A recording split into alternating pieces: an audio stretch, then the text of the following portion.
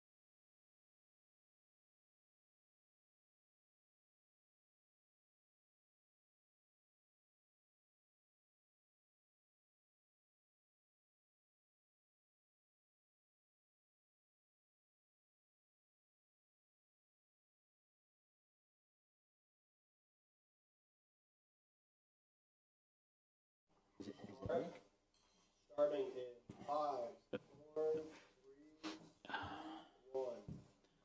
Good evening, everyone, and welcome to Ashland's Tri-Board meeting for March 10th, 2026. We're a little after 6 o'clock, but I'll call the Select Board meeting to order, and I'll turn it over to the School Committee and then FinCom to open up their meetings as well. Oops, sorry. Should know better by now. 6:05, and I call the school committee meeting to order. Good evening. It's 6:06, and I call the Finance Committee meeting to order. Thank you. Thank you. Thank you, everybody, for being here this evening. And for those that are out in the Zoom audience, thank you for attending as well. Tonight's meeting is a very important meeting and one that we need to work off of because of a potential override that the town of Ashland is looking at, which would dramatically affect all employees and the town as a whole. So with that, I will turn it over to Mr. Herbert, our town manager. Michael, I know you have some information you want to provide us, and I'll start it off with you. Great. Thank you, Mr. Chair. Can everybody hear me okay? Fine. You're perfect. Great. So I want to apologize for not being there in person. Unfortunately, I'm a little bit under the weather. So I thought I would spare all of you my germs and do this remotely, where I can see it's still sunny outside, which is nice because, well, I've been inside for most of the time. But anyway, I did put together some information for you tonight to talk about this issue. This is our third tri-board meeting of this budget cycle. We did have a few more, a couple of others also in the last budget cycle. And again, as we predicted back then, not much has changed in terms of the structural issues that we're continuing to face and that we have faced for several years. Before I continue, I just want to make sure everybody can see the presentation right now. If you could say yes, just because I can't see you right now. Yes. Okay, thank you. And again, this is a structural issue. This isn't an issue of out of control spending or spending above our means. This is a structural issue because what we're finding are that our fixed and mandated costs are continuing to rise faster than the town's revenue capacity, especially under the constraints of Proposition 2.5. And Proposition 2.5 does restrict communities from going above the 2.5% increase unless the community, as a community and through a ballot measure, decides that it will go above that cap. So Prop 2.5 is meant to be a limiting mechanism, but at the same time, it gives communities the opportunity to overcome that limitation if that is what the community decides is in the best interest of the community. Again, this is not a one-year issue. We've been talking about this for years. And we've been able to manage within basically the resources that we have, utilizing tools and sometimes very creative tools to do so. But quite frankly, we don't have any more tools left in the toolbox, at least large ones that we can utilize. So just to review some of the major ones that we have done. We have done actual cost containment. That is verified through our health insurance management and the plan design work that we did. Moving to the GIC back in 2015 has saved this community over $15 million if we had not made that change, or compared to if we had not made that change. We have solar projects throughout the community that reduce our operating costs and generate revenue for the town. We instituted an energy savings performance contract, which continues to save over and above what we were promised. And we've also relied heavily on the ability of our staff and the help of our elected officials at both the local and state and federal levels to secure over $30 million in grants over the last 12 years. And some of the ways that we have utilized budget restraints, or we have essentially depleted or eliminated our pay-as-you-go capital, relying only on our free cash appropriation in the fall to fund general fund capital. We've actually made reductions in actual appropriations in municipal departments, specifically thinking of one year in 2021 when we made $750,000 in reductions across the municipal departments and the capital budget. And we've constantly been able to basically, by default, sometimes prioritize the work that we have, but that leads to service level reductions in other ways. It means we can't do the financial capacity or financial research that really a community of our depth and professionalism should. And another thing that we've done is we've used one-time resources significantly. We've used American Rescue Plan Act funds. We've used the stabilization funds, both the general stabilization and our special education stabilization fund. And we've even gone so far as to use overlay surplus when we've need to make up a gap with using one-time revenue. So the overall message is that we have utilized multiple tools to delay a tax increase. But right now, those tools are exhausted, or those funds are declining rapidly. The amount that we've taken out of our stabilization fund over the last year and what we're anticipating in the next coming year is really accelerates the depletion of those funds. A significant cost pressure that we face is health insurance costs. Again, we have taken steps to manage those. And when we went to the GIC, we saw a significant savings we saw a significant savings compared to what we were spending it on at the time with a group called the West Suburban Health Group. But we were also able to keep costs low and the increases relatively low for the first years. But what happened is as more communities started taking our lead and jumping onto the GIC in order to take advantage of basically the purchasing power of a larger consortium, what happens is that more employees that were on the insurance started using it. And so what happens is that drives your utilization rate. And what you need to remember is utilization rate, higher utilization rates equal higher costs. And it doesn't necessarily mean that our employees are utilizing it more than what they used to. It just means that people in the pool, the large pool statewide, are using it more than they used to. And so that is driving up GIC costs significantly.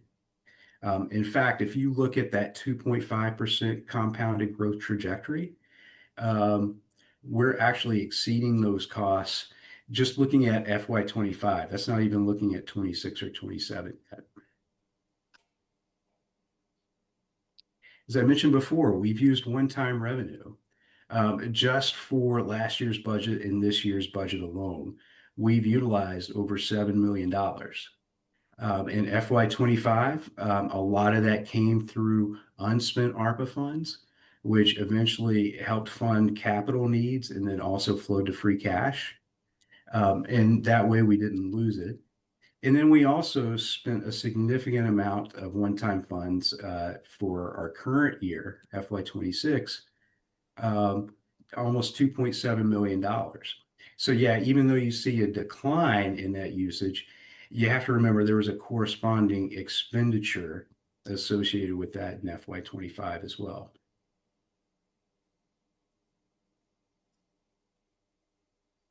Just looking at our staffing snapshot, if you look at 2007 versus 2025, I know some people are interested in this. And this is on the municipal end. And this is compared to 2007, which is our earliest data, which might not actually be the best one because that was right on the heels of the layoff. But as you'll see, our employees per 1,000 residents has basically stayed the same. We have added employees, but all of those basically almost all of those employees have been added onto the staff, and they are being funded outside of the general fund, whether it's with a revolving fund or with grants or with the meals tax, or with aggregation payments. These folks are being paid outside of these increases are being paid outside of the general fund. And I think it's also important to note the complexity of government, local government now compared to 2007. I think even people who don't do it day in and day out 24/7 understand how complex things have got today. Our public safety personnel are now also social services. Our town clerk basically serves as a Britannica encyclopedia for everything and everybody. It's just the service demands have increased significantly as well.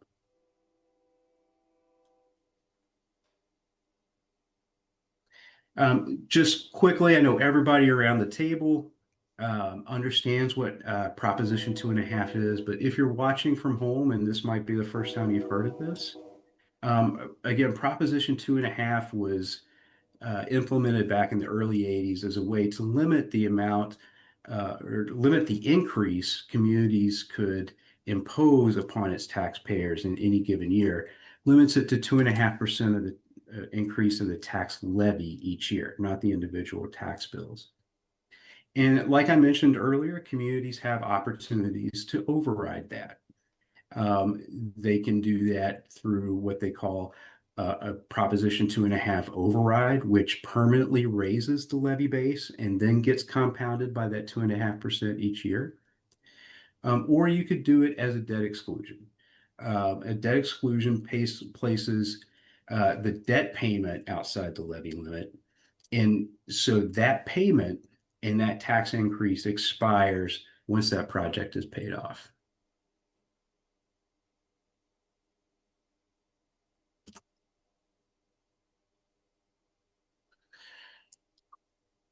The importance of that 2.5% can't be overstated, because once you have fixed costs, things that are mandated that you have to pay for that exceed that 2.5% growth path, you start getting in trouble, especially with communities like suburban communities like Ashland, which a lot of our revenue base is dependent upon property taxes, compared to like what they call a gateway city, such as a Framingham or a Lowell, which a lot more of their tax base is made up through state aid.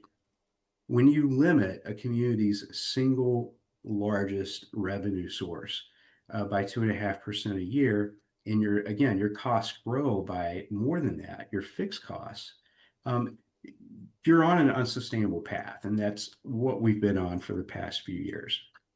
And so by FY25, our actual fixed costs were approximately 2.24 million above that 2.5% compounded reference line, if you go back to 2014.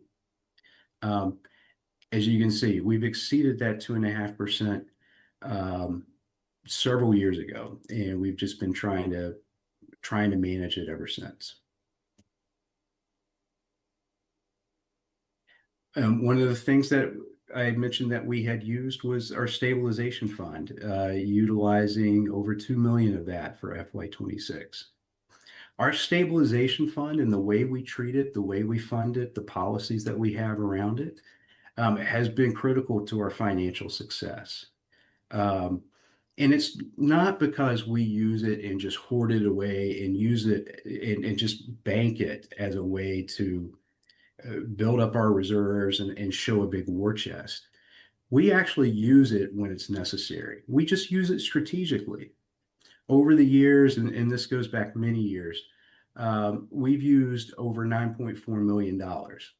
Now, our balance, as you can see on the left, and it's kind of hard to see with this print, is about $10 million right now. We've grown that. But if we continue to use it at the current pace or fill in the percentage gap that we had in FY26, if you look at the graph on the right, we'll exhaust that stabilization fund in 3 years. It's just simply not sustainable to just utilize your stabilization fund for structural deficits.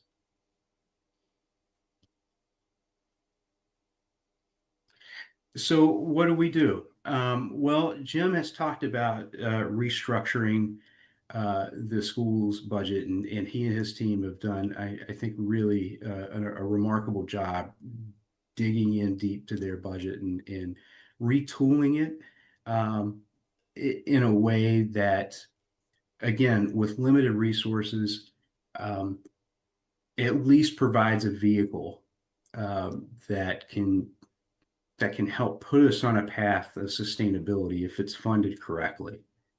And if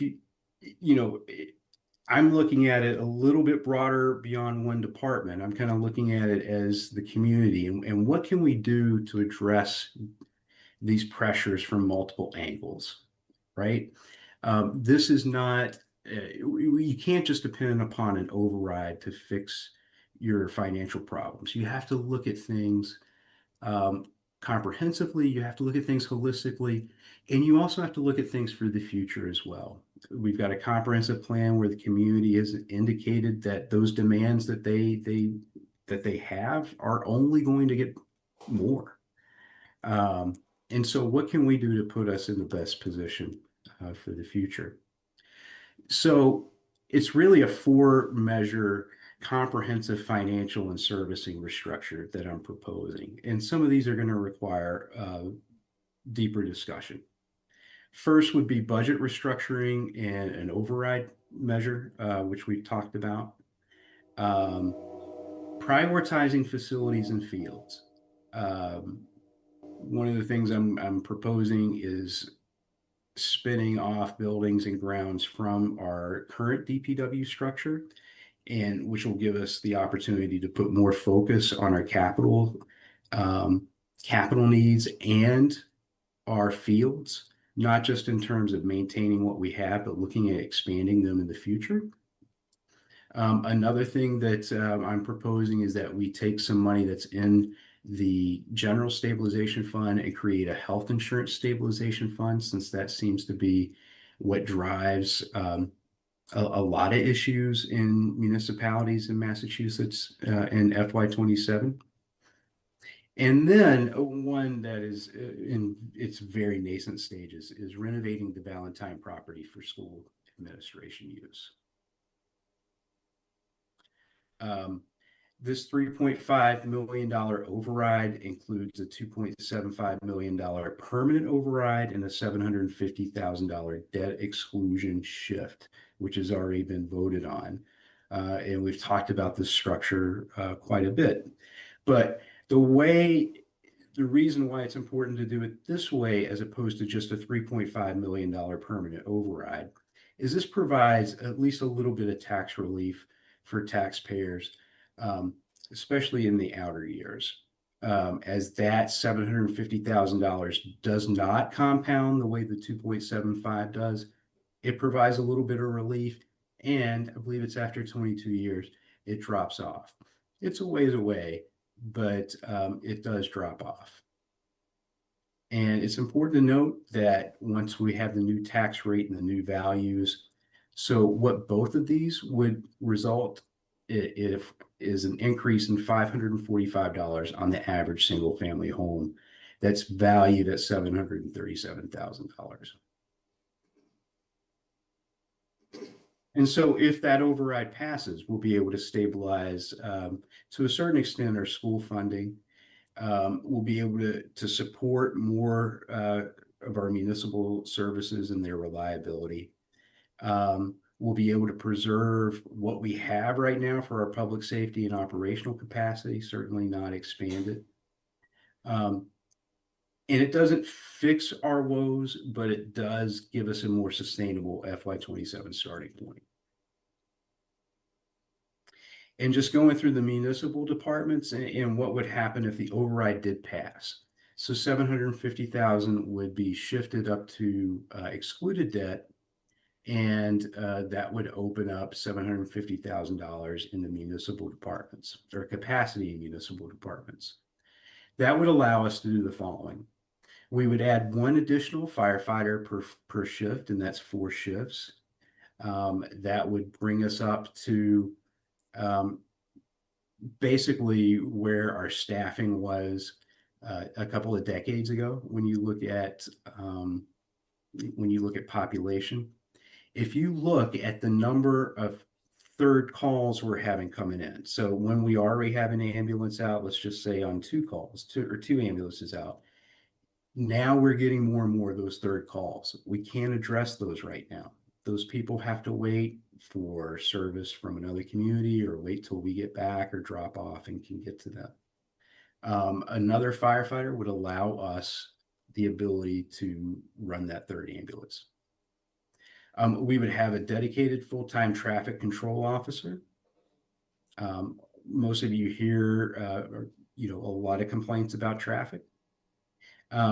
We would also establish a strategic reserve, which would give us the flexibility to address any unforeseen costs. Since a lot of this stuff is we're still refining some things. It gives us the ability to make small little micro adjustments. I also would like to see if we haven't used it by later in the year, could we possibly use it to fund some comprehensive plan related items that are smaller in scope. It's a small line item. It's like $60,000. So it wouldn't be able to do much, but it'd provide that. So it would also allow us to enhance our financial staffing, would give us the ability to do more of that analysis, that forecasting, that planning, that really is necessary for good governance, excuse me. I mentioned the Buildings and Grounds Department as our second measure. We need to put a focus, the proper focus, I should say, on maintaining some of these new facilities that the taxpayers have charged us with responsibility of overseeing. We need to develop, more robust preventive maintenance plans for all of our capital facilities. We have 13 buildings on the municipal side. All of those need some level of maintenance, and some of them need it more than others. We just don't have the capacity right now to do that, and this would start us down that road. The other thing is field expansion. We need to find a way to take better care of our fields. Our folks are certainly doing it the best that they can, But this summer, the school department is going to take over maintenance of the school fields. The buildings and grounds division would be taking care of Stone Park, Renzel Park, Community Center. But then would also be looking at expanding those fields as well. That's another thing we heard. Measure number 3, talked about again, very nascent stages of conversation here. It's the renovation of the Valentine School for school administration. We've all seen the disrepair that happens and how quickly buildings, once they're unoccupied, can fall into further disrepair. This would allow us to renovate that property for a determined use that is allowable, and it would give the school department potentially the ability to move their administrative offices from the middle school into a new home. Would open up that school. I know we're worried about expanding school capacity. There's many different options we have here. After talking to Doug Scott, that would take about, he estimates about $2 million. Again, that's just by a walkthrough. But Doug's been pretty good on his estimates before.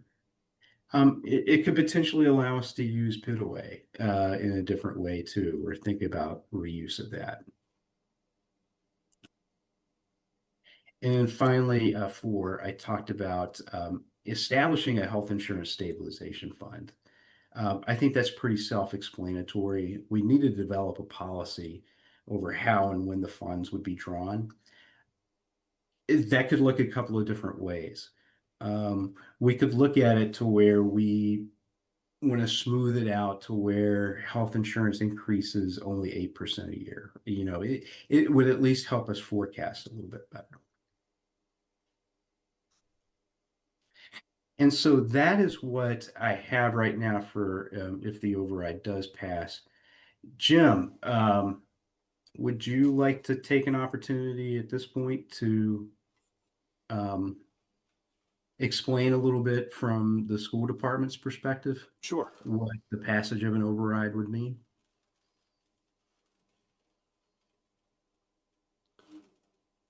It is. I haven't said anything. Yeah, it's on. So thank you again, Michael, for that presentation. And I wasn't going to spend a lot of time with the presentation this evening, partly because most of the information I've shared previously, and not a lot of things have changed other than conversations with the school committee at our last school committee meeting in terms of where we're comfortable moving forward in terms of a percentage should an override not pass. And I think that's critically important that we have a little discussion on that this evening. But I will share a few things here. This is a presentation I'm going to give tomorrow evening to the school committee. As you all know, we do have to have a public hearing for the school budget. That will happen either at the last meeting in March or the first meeting in April, where numbers have to be concretely set and submitted to the select board in the FinCom. So let me just start with, let's see if I can do this here. Again, I'm not going to spend a lot of time on a lot of this stuff, partly because we've seen it before. But I think it's critically important. The school committee does ask continuously, what does it really cost to run the Ashland Public Schools? And it's closer to $49 million. This is FY20. These are FY26 numbers, and I think that's important. We get about $44 million from town appropriations, and then there's plus or minus $4.4 million coming from grants, revolving funds, et cetera. And I want to be clear, when we look at grants, federal grants especially, we are going to see a precipitous drop in the amount of funding that we get. We're already anticipating a Title I drop of $110,000 for FY27. And that's pretty significant because we fund 3 educators out of those funds, out of the $270,000 we currently get. So that's not even being accounted for in this process because we don't really get those numbers until the summer. and I prefer to work with what we know currently. But I think this is a good start. So what does a 6.18% operational override look like? That's the number what Michael's talking about. An increase of $2.75 million to the Ashland Public Schools budget. I want to be clear with this community. We are already looking at, no matter what percentage or an override passes or does not pass it, we are looking at reducing staffing by 13.2 full-time equivalent employees, no matter what. Okay? No matter what happens, the Ashland Public Schools will be reducing staffing. Partly through attrition of retirement positions. That doesn't mean those positions don't come at a cost to the schools. So for instance, a 5th grade teacher at the Mendez School may retire. Now, if we don't rehire that position, clearly we can reduce that salary line item in the overall budget. However, there's an impact on the rest of the 5th grade classes, right? So those classrooms get larger in size. So there is and will always be some sort of impact. We feel comfortable, an administrative team, in conversations with principals, that where we landed in terms of the restructuring, if you will, or financial realignment, we're really comfortable with. However, the override is what's critically important to close gaps that exist in the operating budget, close the gaps that exist in athletics, but then also provide such great opportunity for the Ashland Public Schools to move forward in a lot of areas. And I'll share that in a moment. But you'll notice Michael will probably present some numbers a little bit later where it's an increase of about 2.25 or 2.5% increase. The number we're working with currently at the Ashland Public Schools and the school committee is a 3.25% with no override. That's increased. If you remember the last time I was here, it was around a 2.55.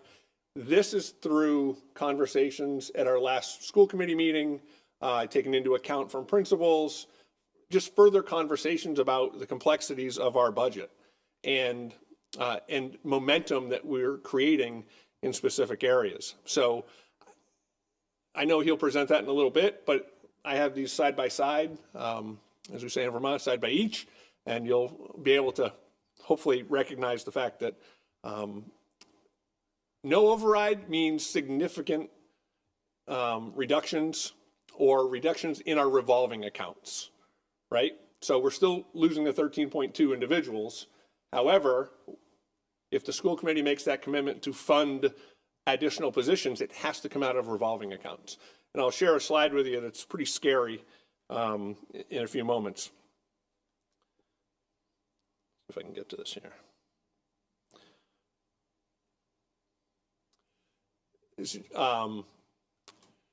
Again, how does an override help us? It picks up about $1.1 million that we're spending in our school choice funds currently.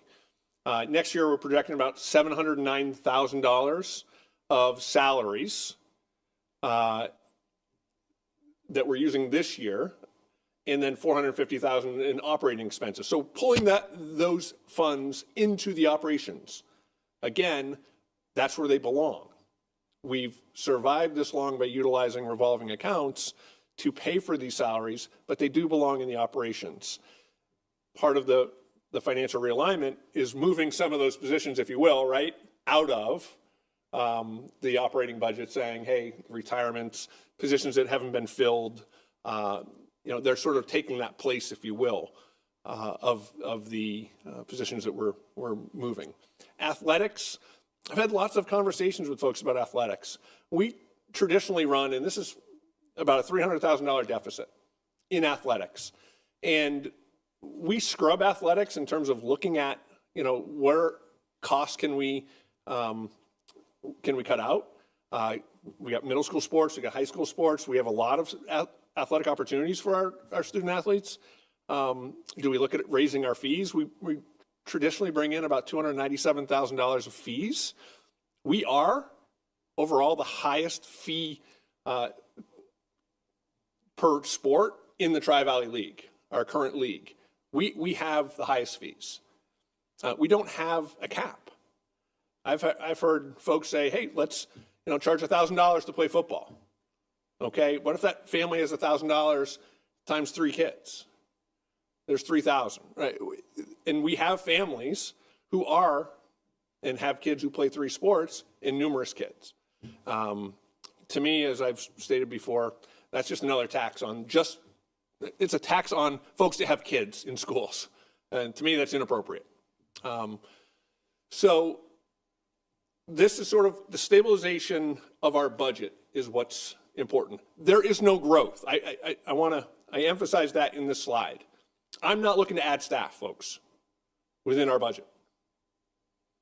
No matter what happens with our budget, we're reducing staff by 13.2 folks. No new staff is being added. Okay, that 2.75 helps long-range vision of the Ashland Public Schools and the community. If it fails, again, significant amounts of funds need to be used for operations and salaries.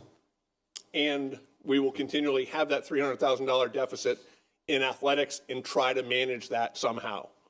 And typically that would be through other revolving accounts, maybe offset more transportation costs that are incurred in athletics, some of the salaries, some of the other expenses through school choice. These are the 13.2 positions that are being reduced through our realignment, our restructuring. Okay? So you can see that some of these positions are positions that were not filled, that we carried forward. It doesn't mean they're not needed positions. It just means as we evaluate all of the positions in the district, the 400 plus employees, that we have positions that we haven't filled, that we can pull out, that we're not looking to fill. Chris could certainly use more help in the HR and or in the accounting office.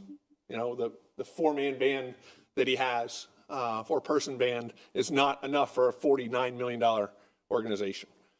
But you'll see, we're losing, a science teacher at the high school. Does that mean we're giving up potential electives that we've worked so hard to add back in over the years? Possibly. Our district nursing staff, reducing the number of nurses that we have in our district. Now, one of them is through a retirement. We're just not filling it. And then we're looking at the rest of the nurses and how we can reallocate them across the entire district. So there's significant, impacts for sure with this budget. So what's unavoidable? Class size increases, right? You don't fill a 5th grade class, classroom teacher through retirement, class sizes are just going to go up because there's less teachers. Now, it is dependent upon, obviously, the enrollment of how many kids are moving forward, right? So we focus on that. Our principals are constantly looking at our enrollment numbers to say, okay, if you've got 200 in kindergarten, and next year they go to grade 1, and we typically have an increase of 10 to 12 students in grade 1 from the previous K, how does that impact the number of teaching staff? So Mr. Regan would have 30 staff members, for instance, teaching staff, 10 for each grade level. And if he's got some grades that have significantly more students, he might shift someone who was teaching kindergarten into 1st grade, for instance. So the numbers stay lower at the 1st grade level, and they're pretty comparable at the kindergarten level. It's not an exact science. It's hard. We're in the process of enrolling kindergarten students right now. We might have 185 students right now enrolled for next year, but by the time we open the doors in August, we could have 210. So we start making these decisions about, okay, we've got 18 now, if you have 10 staff, but well, wait a minute, we have a retirement, let's not fill it, so now we have 9, and then all of a sudden now you've got 210 kids coming in, the numbers, just don't work out. So there are risk involved with this, but we just think it's the right thing to do. As you can see, we are starting to level off though with an enrollment. It's just the shifting of where they are by grade level. So some classroom, we do have some class sizes that are significant of 240 plus kids. But that's not the average right now. I always say we're right around the 205 to 210 is where I would land for the most part. I think it's critically important that I talk about this every single year. People in this community have great value for the dollars we spend on education. We are ranked 362nd of 396 school districts in per pupil cost. Think about that. Just think about that for a second. There are only 34 districts who spend less than the Ashland Public Schools per pupil. Yet I would wager, if you take the top 30 and compare our results, that we're in that top 10 on the other side. It's a catch-22, right? I mean, it really is for a community. I've said that for the 16 years I've been here. It's a catch-22. We've really performed well, but the challenge is going to become when we start losing educators through attrition and not having the same opportunities for kids. That's where we could run into trouble. Michael talks about how each district or the town has looked at cost efficiencies. We've created some unbelievable programs internally in the Ashland Public Schools for our special education students. And, you know, we have 127 students currently involved in our special programs, K through 12, well, post-grad or post-high school now, saving upwards of $11 million over the course of the creation of these programs. It's pretty significant. Where it may cost $85,000 to educate a child who goes out of district, we're doing it at $31,000 per child. Significant. And it also, I mean, our values and our moral statement, at least mine, and I know our board, we want our kids in our district. We will create programs because we want kids in our district. They're our kids. If we can keep them, we keep them.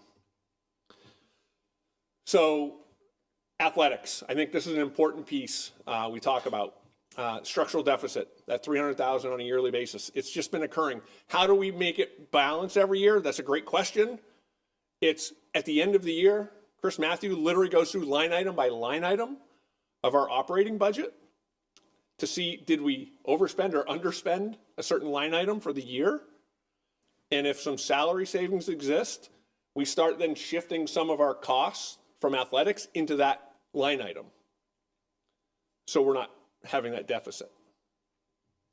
The school choice is the elephant in the room, that the number of dollars, and this is a different,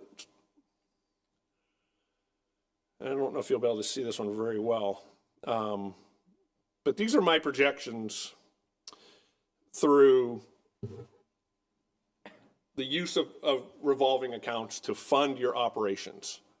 Michael talks about the stabilization fund and enterprise funds to manage salaries. Well, that's what we're doing and have been doing for years. So if you use the 2.25% that Michael has presented for just an increase in the overall operating budget for the Ashland Public Schools, that's a $1 million increase. So think about this. So anticipation in the 26-27 school year, we would need $1.6 million. I'm just going to focus on school choice for a moment. We would need $1.6 million of school choice funds to be utilized to pay for salaries, as well as $450,000 of operation expenses. But you get to year two. So let's get to year two, 2028. Go look at school choice. We're in the red by $926,000. We can't sustain it for more than 1 year at a 2.25% increase. We can't sustain it. That covers 13 teachers' salaries and $450,000 of operations. Let's not even consider that there's going to be inflationary costs with the operations that we currently utilize.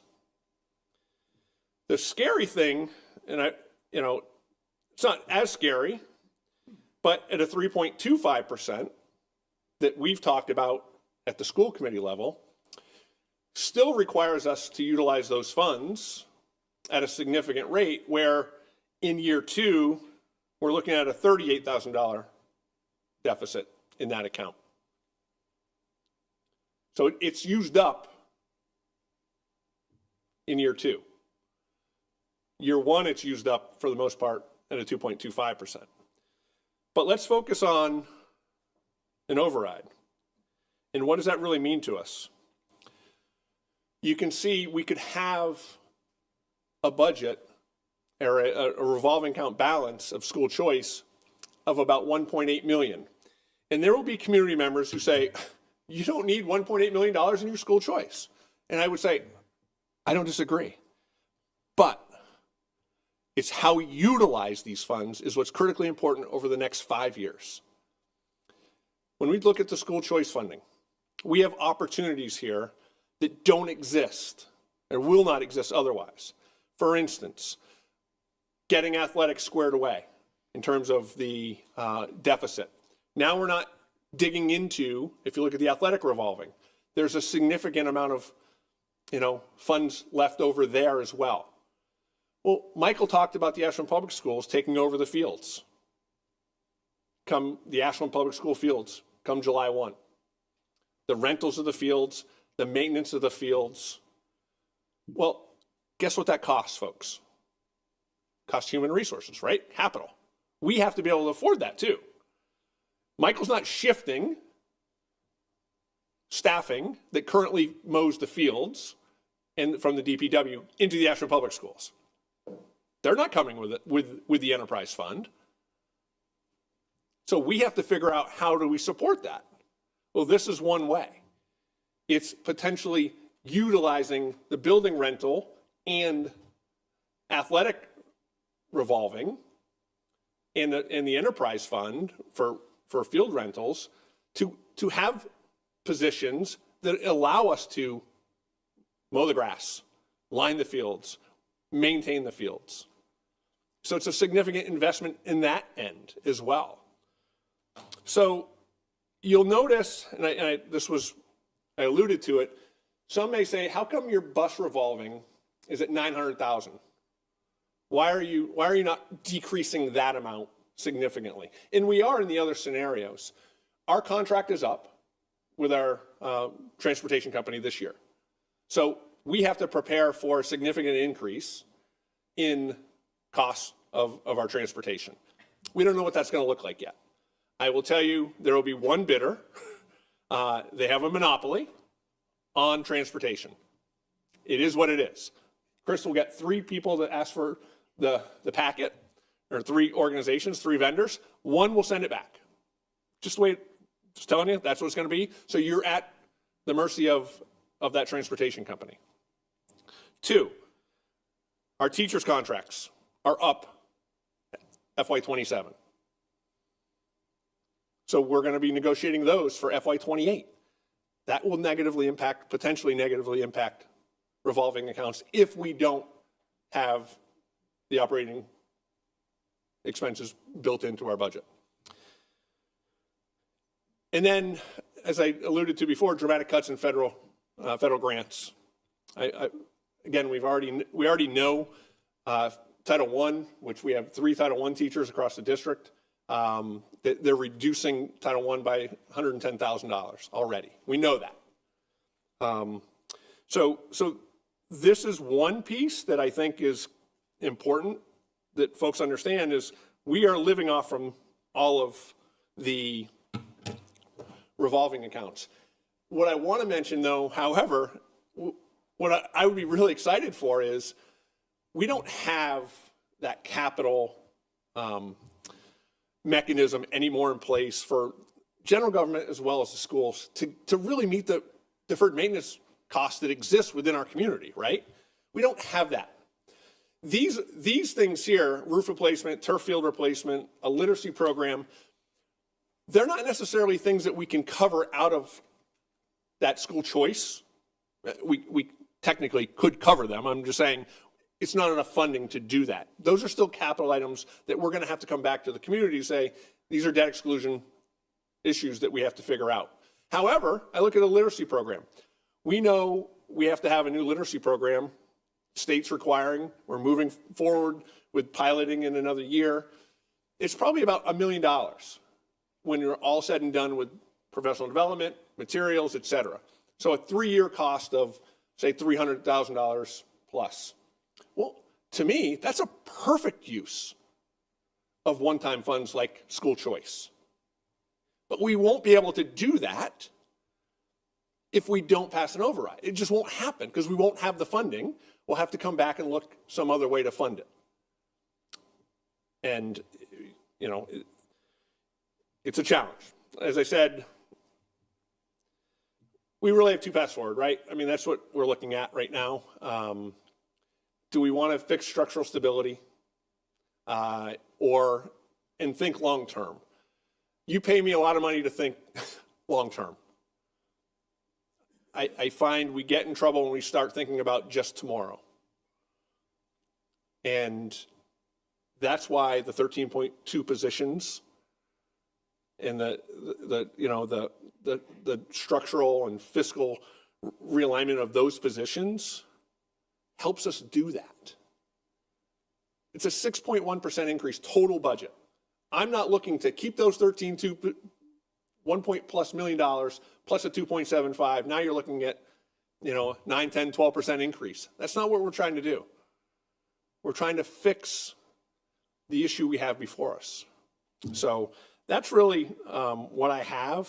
And we'll go more in depth tomorrow evening, I'm sure, with the school committee, because they're going to want to see the positions, additional positions that we're looking at pulling into revolving accounts should an override not pass.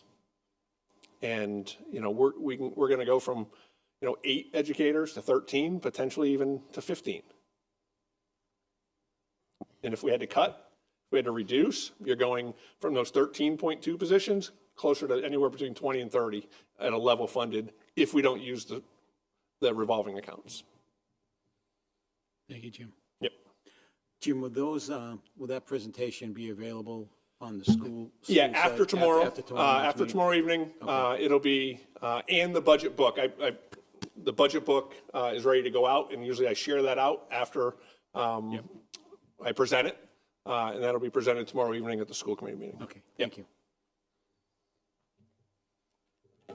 Any questions? I'm sure the school committee has a bunch of questions, but you'll answer those tomorrow. Anybody from the board? Or FinCom? I just have one thing. Mike, can you hear me? Mm-hmm. Yep. Yeah, so it's John. So one thing I know has come up is people have had questions about the stabilization fund and, how that could be utilized to help us, smooth out volatility that could come in the event that this override doesn't pass. And I know we have some policies with regard to funding free cash if it drops below a certain level of operating budget, that we have to kind of force free cash back into it. I'm probably not saying it as eloquently as I could, but do you offhand just kind of know how that works, just for the record? Kind of what that would do to our potential free cash in the event that we really hit the stabilization fund hard? Yeah, so the way our policy reads now is that depending on what percentage the stabilization fund is as a percentage of our overall budget, a certain percentage of free cash goes into the general stabilization fund. So if the stabilization fund balance is over 10% of our budget, we only put in enough that just keeps it at 10%, 10% our goal. I don't remember the exact percentages, but if it drops in between 5 to 10%, I believe we do 60% of free cash goes to rebuild the stabilization fund. Long story short is that what would happen is if you start taking more out of the stabilization fund, Gets affected. you end up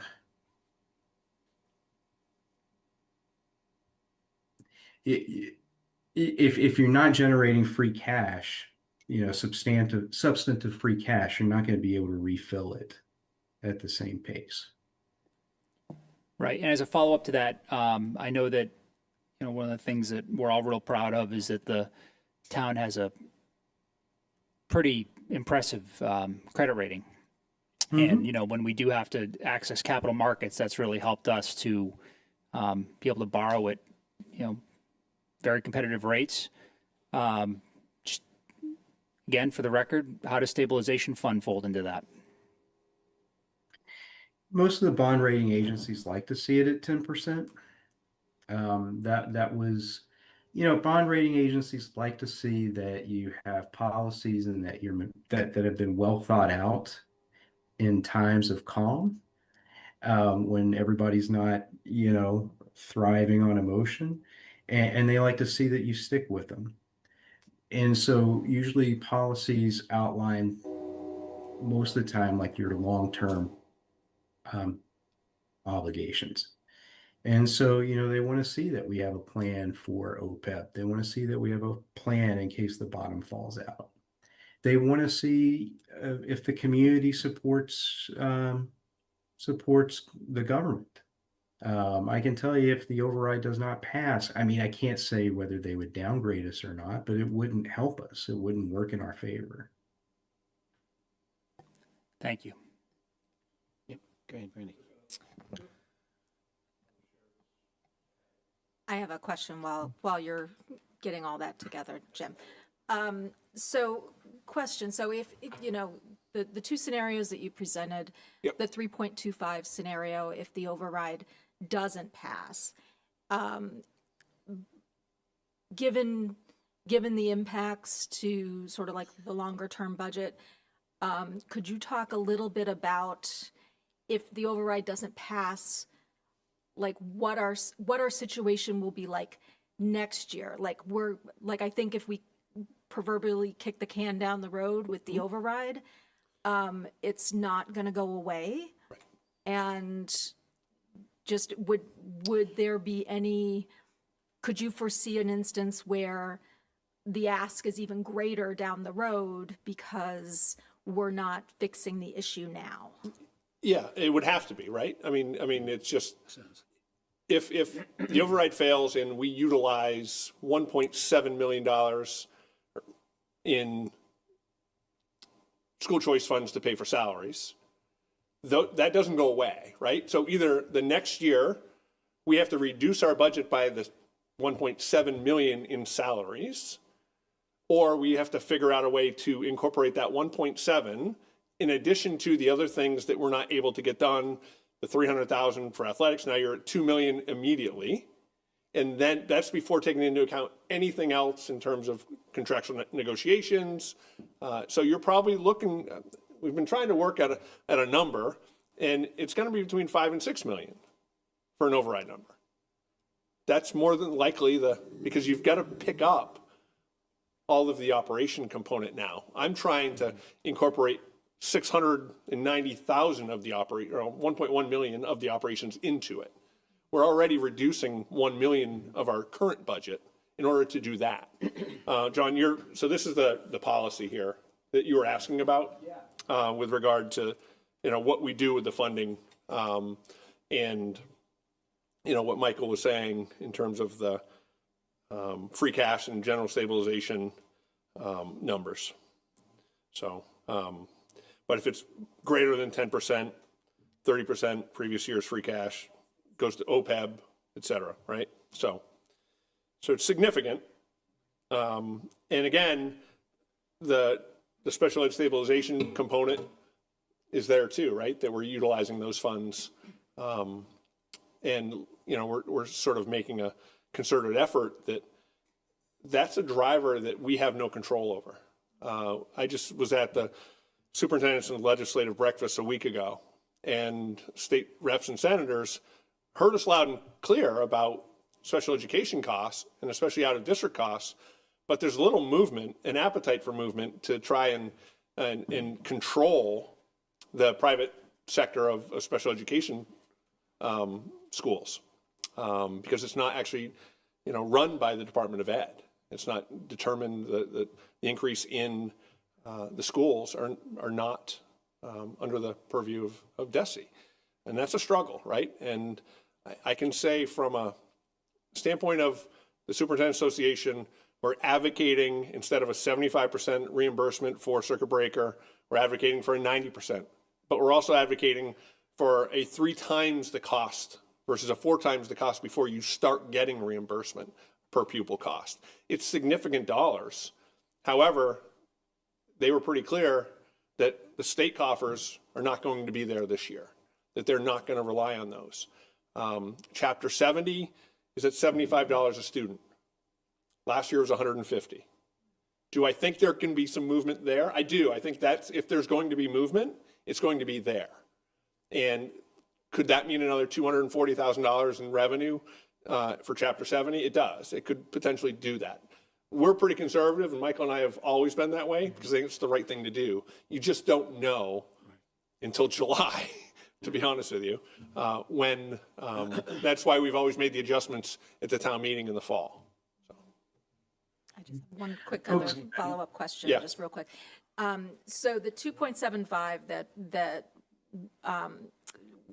that you're proposing, that Yep. we're recommending for the schools, do you feel, what is your sort of confidence level that that will fix the structural issues and we won't be back here again next year? I know that. Next year, no. Okay. But- I know but- that there's still going to be right, capital needs sure, and there's still right. going to be. So part of what capital is a different Separate. conversation, right? We're talking operational override here. We're talking trying to fix a structural deficit from an operational standpoint. And the one thing I've committed to since the beginning with this budget and with all budgets is that, hey, this is part of the reason why we're looking at those 13.2 positions, right?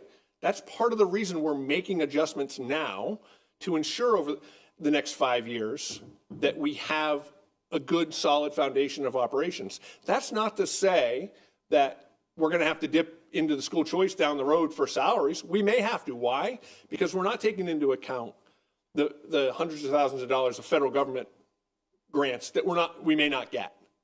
That those positions should slide into the operations, right? We're not taking that into account yet. That could potentially happen. It's a challenge for sure, you know, projecting 5 years down the road.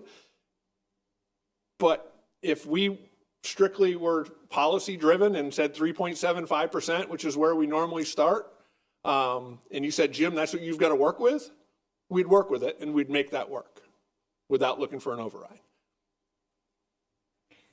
Jim, have you done any research into like what's a typical budget increase in other communities? Yeah, so, I mean, there's a text chain going around right now with the schools, superintendents in this community, or these surrounding communities, and it's anywhere from 3% to 6%, right?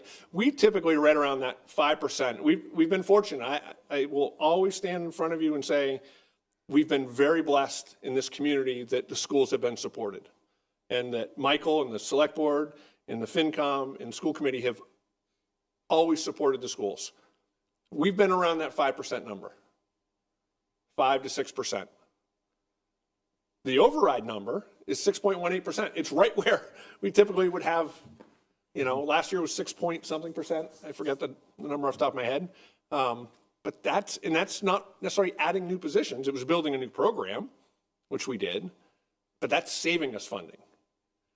That's saving the community. Like I said, we're talking millions of dollars of savings based on programs we've built. Just to cover off on a question that Brandy had as well. why, if we waited a year, would the override amount be more? And it's partly also, and maybe Jim, you can speak a little bit more to the volatility and the reasons we need those funds in there, right? So we have a lot of things that can impact our budget, whether it be the 15.5% increase in special education out of district tuition for the same number of students for next year that we're expecting. We had some. Many of you might have known we had some smoke alarm issues at the high school. That was $140,000. We have a lot of things that we need those things to have some money in them. And so if we were to deplete them to kick the can down the road, we would need to ask for enough where we could start to restock that, because we need that volatility. If we don't have that flexibility, we're cuts. That's their only other option. So. Right. Paul, what's a 15% increase in special education worth in dollars? I think it's $686,000. Yeah, somewhere in there, yeah. And that's a We're figure five, that is, we're 5 million this year, probably, the number total. and that figure could change too, if, right? Oh, it's with the changing this number- week. Number of students that may come in, and Listen, be enrolled, right? So it- that's not always, it's not a constant, it's I, fluctuates. yeah, Joe, to your point, but I harken back to that first budget scenario we had with Tony Schiavi, and Mike was the assistant then. And no, we were talking about the budget, and people were like, oh, you made it work. Well, we actually had a student leave the district, and there was a $200,000 out-of-district student. Like, I can't control that, but Right. we have students who are moving into our community that either we're going to be fiscally responsible or we're not. If they come after April 1st, the sending district is responsible for them. We've got families moving in now. And we had, Chris, he bangs his head against the wall on a daily basis about this because we don't know. And it's, we account for what we know today. Yeah. We have a lot of volatility that Yeah. and so there needs to be, Yeah. it doesn't need to be a certain dollar amount, but there needs to be funds in those. There needs to be a path to get to that. Correct. To that figure. Right. So to bring Folks, it to I hate to interrupt, Yeah. but I was just kind of looking at the time and just looking at the balance of our time. We really have some decisions I think we have to make. I think number one, we need to talk about, we're talking about stabilization fund usage. So let's talk about the fact that we are still using the stabilization fund in both an override scenario and a non-override scenario. And if we do pass an override, we're still going to use that stabilization fund to the tune of over $600,000. It reduces the amount that we need to use, but it doesn't eliminate it. And I think that's okay, actually, at this standpoint, because there's a lot of potential developments that could come online. And that does, as much as we don't like to admit it sometimes, carries with it new growth revenue that could have an impact not just on services, but also on the revenue picture. But I think what I could really use your help with is, as Jim mentioned, if the override doesn't pass, they've got a budget that's looking at is it a 1.55, Jim, $1 million increase? And I think I gave you a scenario today that had the Ashland Public Schools going up $1 million. You had it at $1 million, right? Yeah. And so there's a delta there. And I need to know from the boards, do you want to look at utilizing stabilization funds or more stabilization funds if the override fails to maybe prevent a catastrophic decrease in staffing, especially at the Ashland Public Schools? And if you do want to use that, what's the appropriate amount? I have $1 million plugged in there for the Ashland Public Schools. I think Jim is looking at something a little bit more. Do you want me to try to make up that delta? What would you like me to do? Can I speak to that a little bit, Michael? Am I on? Can you hear me? You guys have done an excellent job convincing us that we need an override. Obviously, we all agreed to that, and that's a wonderful thing that we're all on the same page. And now we're trying to figure out how to get into the mind of the voter. We have to convince them, what they stand to lose.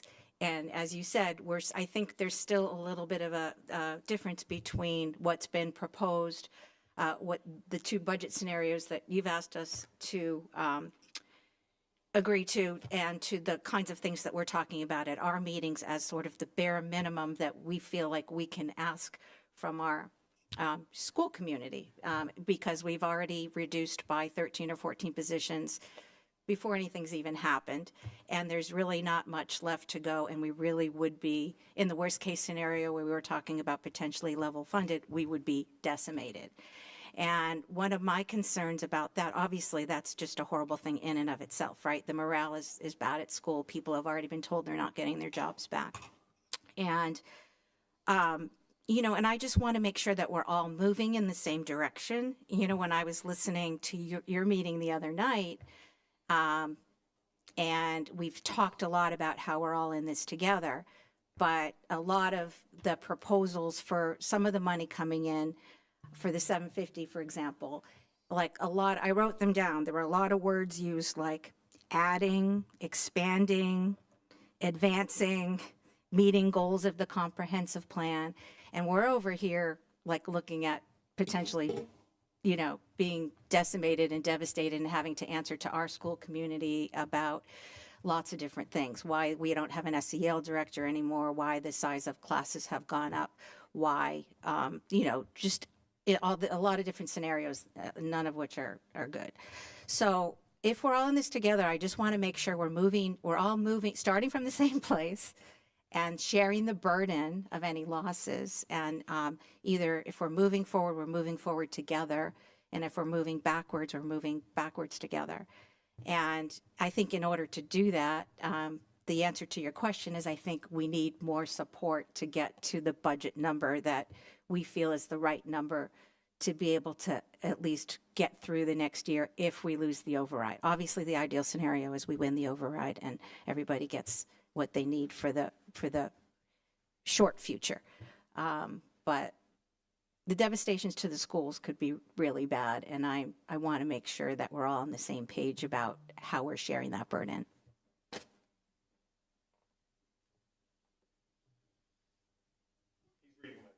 Yep. Not a problem. What'd you say? And okay.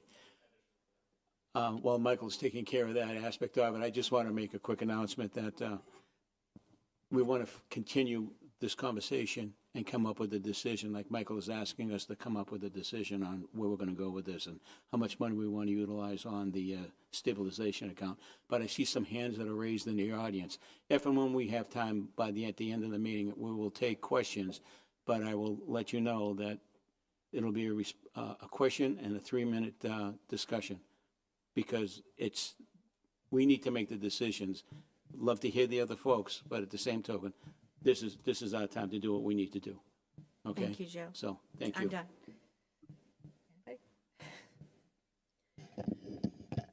Yeah, Yeah. Oh, do you need this? I don't know if it'll reach over here, but kind of just to piggyback on, you know, what Lori said, as, you know, I think as a committee, we are looking for some of those assurances that the funds and the commitment to support the schools is going to be there. And, you know, as Jim has laid out, he and his team have done a great deal of work to look at ways that we can realign and kind of adjust our budget to try the best that we can on our own to fix those structural deficits. We can't do it on our own. And we've made a number of cuts that will be happening regardless. And I guess what I'm looking for and what I'd like to hear is how is the town going to help kind of bridge that gap? What's that going to look like? It wasn't clear to me from your presentation, Michael, what the impact is going to be on the town should the override not pass. There's a big impact on the school. And so I guess kind of to piggyback on what Lori said, I'm looking to see how do we bridge that gap? How do we actually come together and figure out a way to make sure that we're getting the small amount really that we'd be asking for if there was no override. Good, Mike. If, Yeah, I mean, I do have the rest of my presentation, which I'm happy to go through if you'd like me to, and if you think that'd be helpful. I think what I have programmed as an increase in stabilization fund usage should the override not pass is a $1.3 million increase over and above, with 1 million of that going to Ashland Public Schools and 300 of that going to the municipal departments.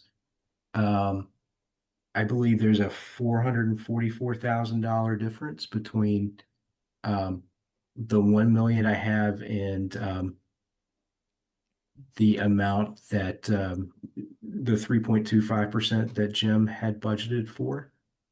I'm happy to try to find a way to close that if that's what you'd like me to do. Could we just review, Jim, please, so you're losing 13 positions to start, just to try to minimize. And then if we get to the 1.44, how many positions are lost at that point? Or is it easier to ask you if we only have $1 million to give you if it doesn't pass, then how many positions is that? Did I read 20? Yeah, so I want to back up with that, right? Okay. So, and because the school committee has not voted on a budget yet and how to allocate the resources that we have. So the 13.2 positions, as you stated, are gone. Right. Right? We're reducing those under every scenario possible. If we were to then get to a budget of 2.25, right? There's an additional 5 positions that we would have to take out of the operating budget and fund through the revolving accounts, right? So it's a reduction, if you will, of the operations Yep. by 5 individuals. But unless the school committee says to me, those positions are going to be reduced, people aren't losing positions, they're just being funded for 1 year out of the revolving account. And as I shared with you before, in year 2, that money's gone. And if it's a 2.25, we're looking at a $900,000 deficit. Yeah, So the money we're short basically grows, correct. right? And is also compounded Right, in that right. year. Right. That's right. Yeah, I mean, I feel, obviously, I mean, I have a background of schools in this community and also I also have used a lot of town services, and my family has in this community. There's no, the most critical services that a community does is its public safety and its education of its students. And that is indeed what makes a democracy, a democratic society, right, is educating our children. And I honestly think there's never been a more important time in our history to educate our children. They are growing up in a world that has changed how they perceive the world, how they perceive what it means to be an American. And I just think that no matter, we need to find, if we can't get an override passed, we need to find that additional $444,000, without, and I know that complicates things because people think, all right, well, they're going to figure this out, but there is a cost down the road. Every time we kick the can down the road, there is a cost. So I just think that we need to be very cognizant of that generates fact. interest down the road. Michael, I have a quick question for you with respect to the stabilization account, and I appreciate your comment with respect to that. If the override fails, currently, what are we anticipating using the stabilization account for right now? What is the total figure right now that we're looking to utilize out of the stabilization account before we look at the override? What would that figure be? Are we not looking at it at all? Oh, if we had a level funded budget, Yeah. it's like the discretionary line items are level funded, we would still need to have 549,000 in stabilization just to balance the budget. Okay. If we did If the override does pass, we would still need 500,000 and some change, excuse me. And if we're talking about if the override fails and us basically backstopping that with stabilization funds, you're talking about an additional 1.4 on top of that. Thank you. So something I just want to say about this, which is ironic potentially, but maybe people don't understand how we can, how we access stabilization. If the override fails, the same people who didn't support it will then need to come to town meeting and vote for our ability to access stabilization. We just can't do that. Okay? And then we get into this cycle of drawing down our reserves, then being forced to replenish them if, God willing, there is any free cash, and then getting into a situation where potentially that doesn't happen, and we start to spiral, and then have to determine at what point we're going to say enough is enough. And then saying enough is enough, like Jim said earlier, we have to come back for an override within 2 fiscal years for twice as much money. Then we have less stabilization, we need twice as much money. And I know people have, and I've had it said to me, and I've seen other people say it, well, maybe this isn't the right time to do this. Times are tough. Times are tough. I can't think of any period in economic history over the last 40 years where you could have gone to any American and said, I need your help to support this effort for our schools and our public safety, and have them say, times are tough right now, I can't do it right now.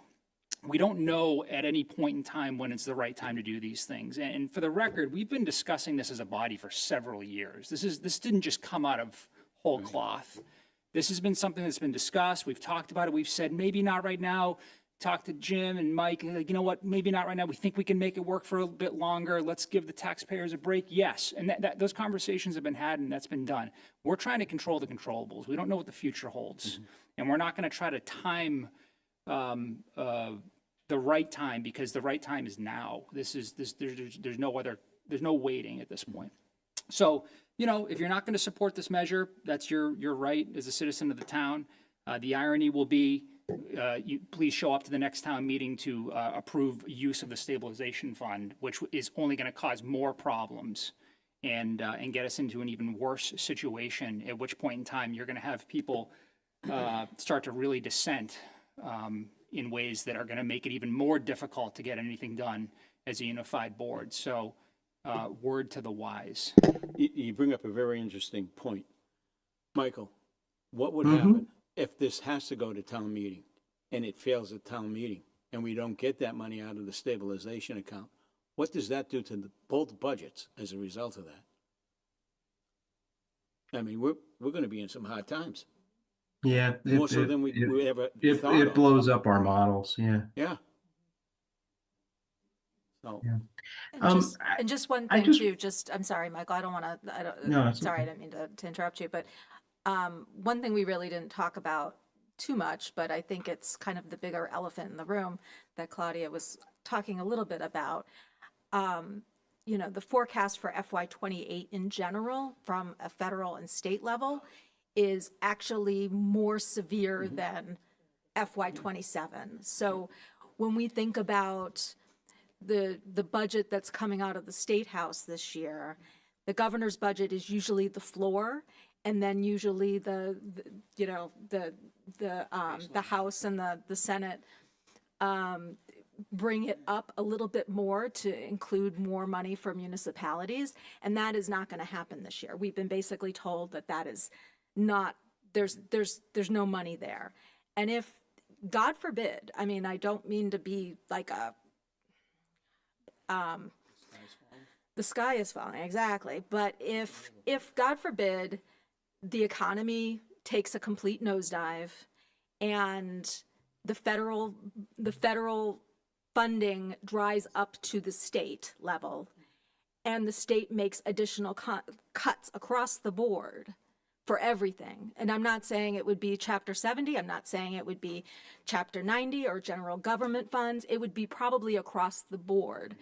that is when we need the stabilization fund to be able to dig us out of the absolute worst, literally worst case scenario we could ever imagine. So that's what it's truly for. So I just want to just put that out there, that there, you know, we are even if this doesn't pass and we come back to the voters for a $5 to $6 million override in the following year, that's best case scenario.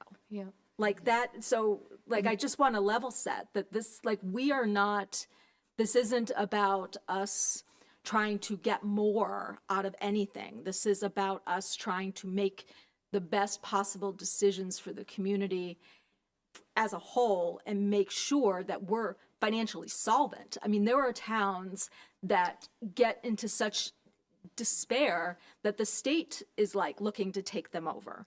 So, you know, we just need to, like, we need to do the best for our community this year, but we have to keep in mind to what could potentially happen down the road and just plan for that. So, sorry. Brandy, to that point, just as a reminder to everyone in the community, the school budget, about 10% of the total school budget is funded from federal and state grants and other outside funding, which is a significant portion of the recurring costs. So when I look at all the one-time funds and Jim's discussion and education on the one-time funds, like, I worry about like depleting those and using those that we even have, never mind the stabilization, just the school ones. And that doesn't even take into account something breaks. Like the fire alarms broke this year. It was $600,000. Like, we're not going to not fix the fire alarm. So I just, to your point, I just as a reminder and to be on the record, those funds are one-time funds that you should be using for those types of like worst case scenarios. If I may, we kind of talked a little bit about the messaging that we've been talking about this for a long time, right? So why now, right? And we've been talking about this, let's say 8 or more years, right? And we seem to always pull something out, and we seem to make it work. And just to give the community some information on why and what happened in those years to make us do that. So there's Chapter 70 funding is the state educational funding grant system, right? And we were being disproportionately hurt for many, many years, where a lot of our comparable districts were getting substantially more than us. And there's something called the Student Opportunity Act that started to be implemented. And so we had 3 years, FY20, FY23, and 24, where we got over $1.5 million additional funding in those years. So without that, we would have already been here talking about another override. We also got the ARPA funds and the ESSER funds.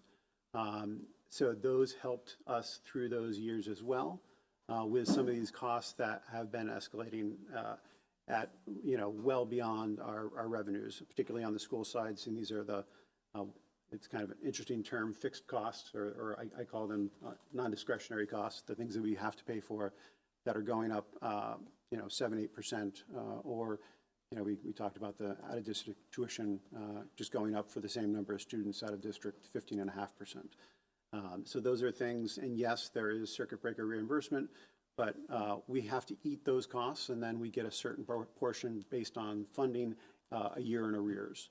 So we're always playing that game, and so that's so why now? It's those we did have these things that had significant impacts, positive impacts on our budgets in those years. But I can tell you that the Chapter 70 funding, now that the Student Opportunity Act is fully implemented, is leveling off. We only have a 3% increase in FY26 and a 1.7 increase between 26 and 27. In Chapter 70 funding. So it is leveling off, but those costs still continue to rise at that rate. So we might have sounded like a broken record because we say this every year. If we could have predicted what all those variables were, we would have been able to have different conversations in those years. But those things are gone now. That's not happening. Our Chapter 70 funding we are not going to see large increases anymore.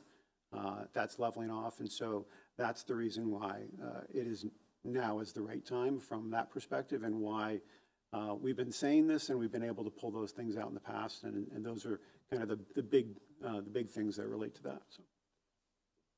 One point I want to make, and after, Paul brought up some of his excellent points, is,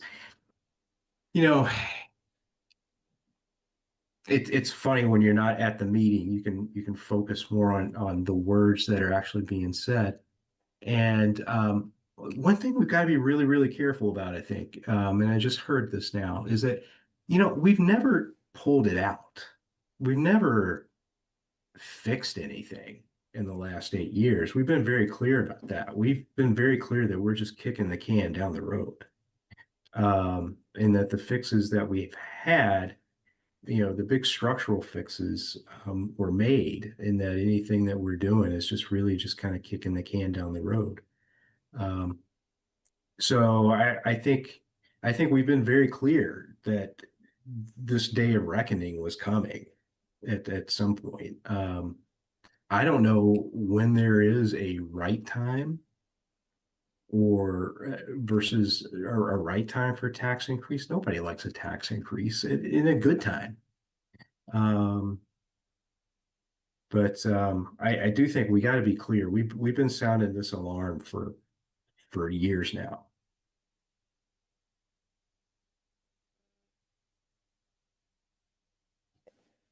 I think that one thing that it just boils down to is it's kind of simple on, some level, is that 2.5% to increase every year when every piece, so many aspects of the budget increase, sometimes even by double digits.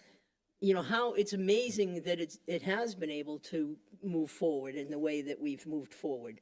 The gift of COVID, was some funding that we didn't expect. And that, what Paul was referencing, in ESSER funds for the schools, and funding for the general government. So, I think we all know in our personal lives, what we're living isn't 2.5% increase from year to year. It's significantly more. And town government, school departments have to also increase reasonably the same. And so many of them are not things that we have a choice over. We don't have a choice over what we're going to pay for health insurance, what we're going to get charged for that. Should that be a conversation we have with our legislators? Absolutely. They need to do something. They brought us into, or encouraged us to go into this government employee insurance program. Worked really well until everybody said, okay, I want a piece of that. And then it doesn't work so well anymore. And we're faced with, an increase in health insurance costs that is better than 1/4 of what a 2.5% increase of the entire town budget is. It's just not possible. It's really pretty simple math. It's not even complicated math. It's nothing that we even need the FinCom folks to explain to us. It's something that I think we can all understand. So I guess the burden falls on all of us right now is to make a decision as to the route that we want to take to support. Well, we've already made that decision, but now it's the additional funding that we want to remove from the stabilization account to keep things the way they are. Is that what we're looking at right now, Michael, on this discussion? Just to find a way to close this $444,000 gap. Okay. And Michael, I'm assuming you're talking about the general stabilization and potentially the special education stabilization, or is that already factored in? Those are already factored in. And we've got our health insurance rates, so that's locked in. Yeah, let me go take a look at the revenues again. Let me see at our pension assessment when we're hoping to get that. I don't think that it's much, we have to if this doesn't pass, we are going to have to 400,000 some odd plus another 1.4. That's the bargain we're making. I don't know if that requires a vote. It's just obvious, that if this doesn't pass, and I'm not just talking to the people here, town of Ashland, if this doesn't pass, we're going to have to go to the stabilization fund and take out upwards of potentially $2 million to close this gap, to buy hopefully a fiscal year to figure it out and then come back. Do we need to vote on that, or is this enough for me to just tell the town and hope that that concerns people? Does a vote happen? Yeah.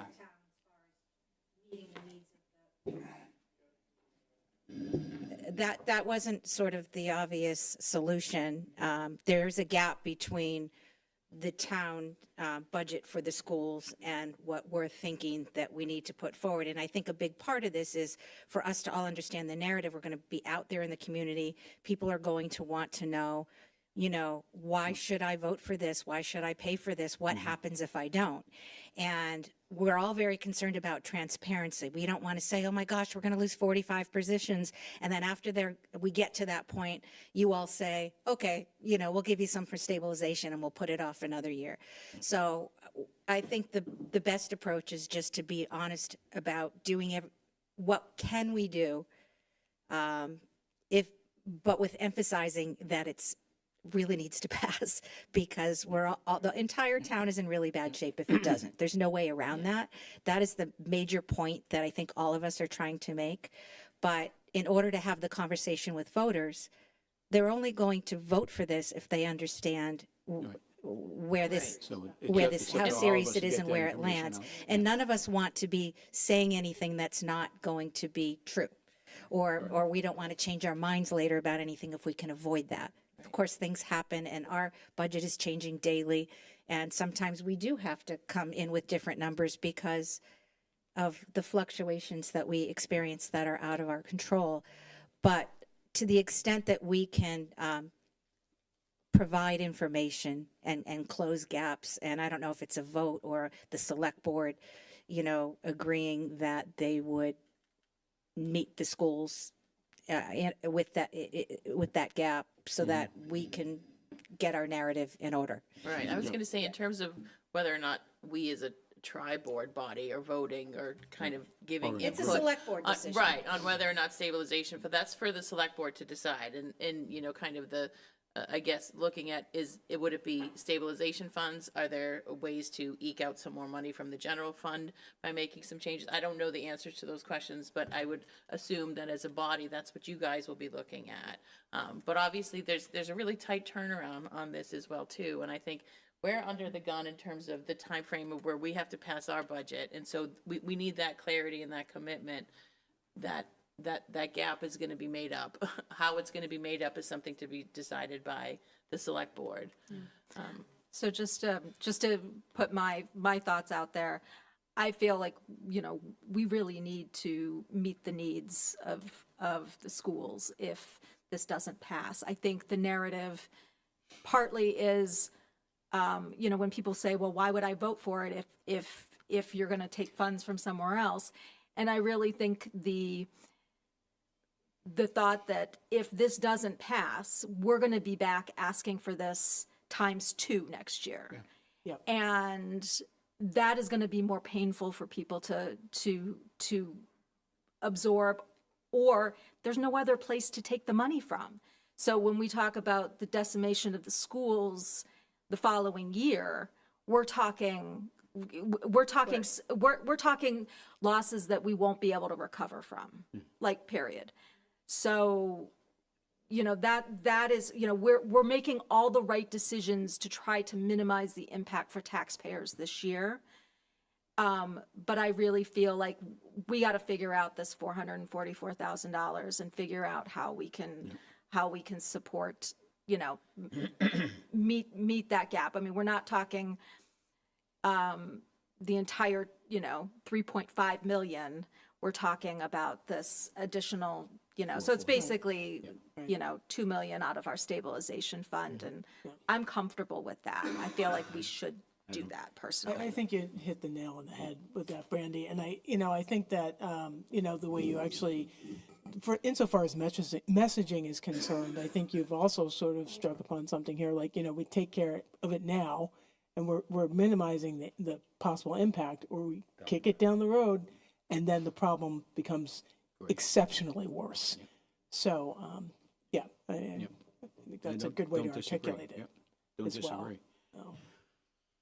Unless there's any, I'm gonna open it up for a question, because I know there was a viewer who had their hand raised. And I'm sorry, I can't see. Joe, can I just see one more Oh, sure, thing go right ahead, now? Claudia. I just want to add, to John's point too, about, everybody has to do, when you vote, you have to do what you know you can do. And there's no doubt, I think, in anyone who's listening's mind that we need an operational override. And so, I just want to say that while we talk about what we would do if that doesn't happen, this is what we need to do, and this is what we need to do now. And so, again, I don't want to discount anybody who isn't in a position, to vote however they need to vote. But it just needs to be known that if you can find a way, it needs to Well, you happen put all- now. You provide them all the information, and they're the ones that make the decision when they go and vote. They're the ones that have to make that decision, right, wrong, or indifferent. So, no, I agree 100%. So, I will ask, and I can hardly see the name up there. I see a hand, but I don't see. Is it Julie? If you could unmute Julie. Good evening, Julie. Hello, Julie Nardone, 86 Elliott Street. Michael, can you please go back to the slide with the 575 on it for the payment? Pink.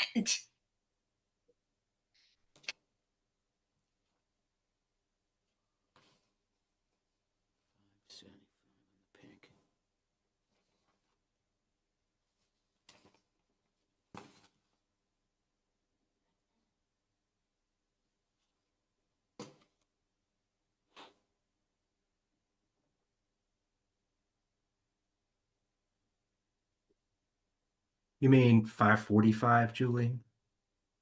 Whatever it was. I thought it was 575, so 545. Where is it? Okay. All right, the 545. What does that include?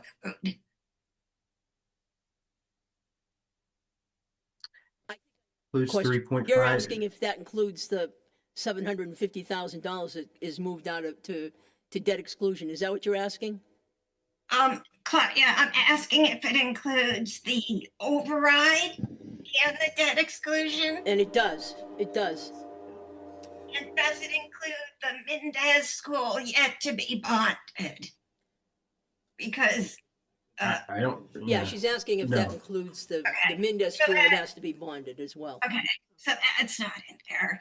And I noticed the newest debt exclusion has escalated to 14.5 million. Will you be asking us for debt exclusions?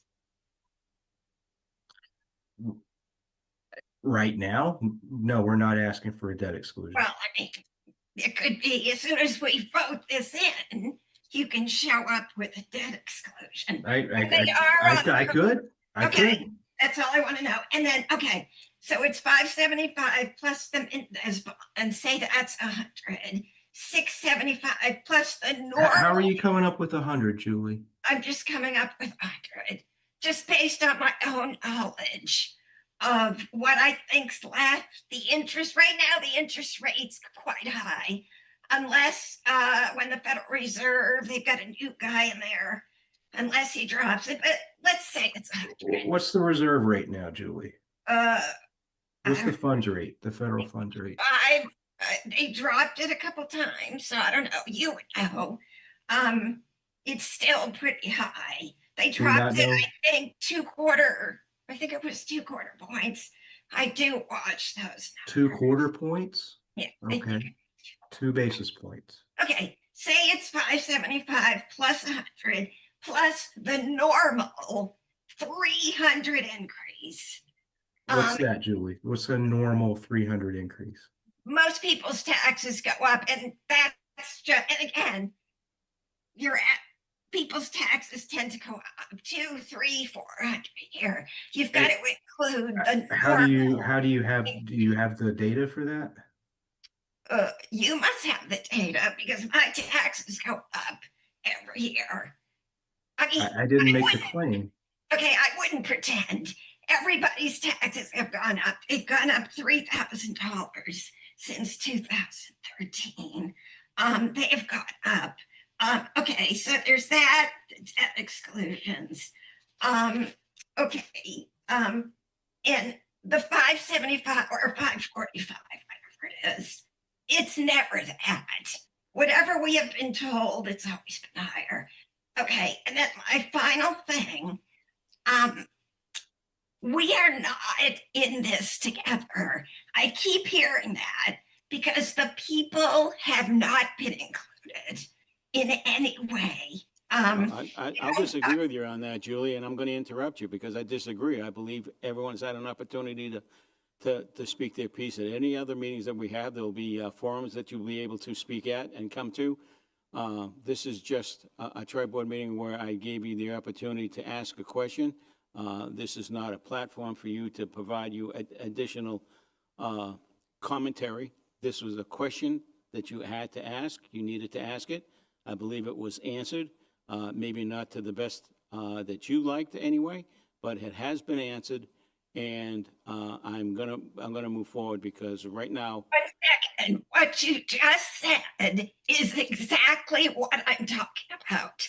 You never let people speak, and if you don't like it, you shut it down. I'm not shutting it down because I don't like it, Julie. I'm shutting it down because it's not on point.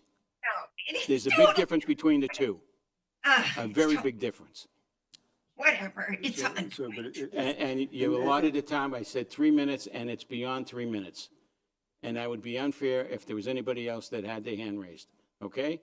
And it's not because I don't want to hear what you have to say or I disagree with you. You've had the opportunity. 3 minutes is gone. Thank you. All right. I just want to thank everybody for being here tonight. Well, I didn't see any other hand raised, to be very honest with you. Okay. Is there anything else that Michael or Jim, you guys need from us? In closing? No, at this point, we have, again, tomorrow evening, school committee will be listening to the full presentation that I presented tonight. And then we will have our public budget hearing, which is required by law, most likely the first meeting in April, because we have to post it for 2 weeks in the press. And then that number will be coming forth to the select board and the FinCom as our recommended budget number. All right. And, Outside of, so we'll have two, obviously, right? The override number, 6.18 and the 3.25 is what I there's also going anticipate. to be a public forum. Yep, that was what I was That's going to your stuff, mention. yeah. Yep, so, Sure. so just to let everybody know, we're going to be hosting a public forum on Thursday, March 26th at 7 p.m. here in the Select Board room, and also on Zoom, so we can have people participate either in person or online. I know that the Select Board has talked about being a sponsor, basically hosting the public forum, but I would also would love the school committee to be like a partner with us on this. And that way we'll co-host it together. It's really a listening session. Jim and Michael will present a few slides on what is happening, but it's really an opportunity for people to ask questions and for us to hear comments from the public. So that's going to be on the 26th. And I'd like to suggest that we send out, maybe in Michael's newsletter and put something on our website, a Google form that allows people to ask questions prior to, which would just be helpful because, not that we wouldn't take questions that evening, but it would help that be prepared with think that's a good idea. good quality answers. Sure. Right, yeah. It will keep the time up, so that would be good. So unless there's any additional conversation or any additional information that needs to be provided, I want to thank Jim and Mike for the presentations. It's not an easy scenario that we all have to deal with. And for those who are watching at home, bear with us. It's going to be a bumpy ride. But, the people who have made these figures work have done it in the past, and we will continue to use their expertise for the future. And I hope that cooler minds prevail and people stay on point, because this is very important for all of us, not just for a group of individuals, but for the entire town, because it affects all of us as a community. All right, so with that, I will entertain any of the boards who want to make a motion to adjourn their session. I'll make a motion that the select board adjourn. Second. All those in favor? Aye. Aye. Motion to adjourn the finance committee. Second. All in Motion, favor? The other two are, if you guys could unmute They're up there, yourselves. yep. Rohit and Chantal. Or just raise your hand. Stay in session forever. Perfect. There you go. Thank you. motion to adjourn school committee. Second. All in favor? Aye. Thank you very much, and good night.